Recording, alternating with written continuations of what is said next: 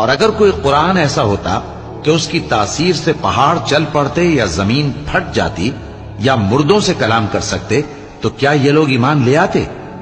بات یہ ہے کہ سب باتیں اللہ کے اختیار میں ہیں، تو کیا مومنوں کو اس سے اطمینان نہیں ہوا کہ اگر اللہ چاہتا تو سب لوگوں کو ہدایت کے رستے پر چلا دیتا؟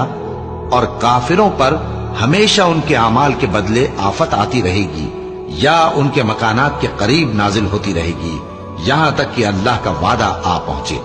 بے شک اللہ وعدہ خلاف نہیں کرتا۔ اور تم سے پہلے بھی رسولوں کے ساتھ تمسخر ہوتے رہے ہیں، تو میں نے کافروں کو مہلت دی، پھر میں نے ان کو پکڑ لیا، سو دیکھ لو کہ میرا عذاب کیسا رہا۔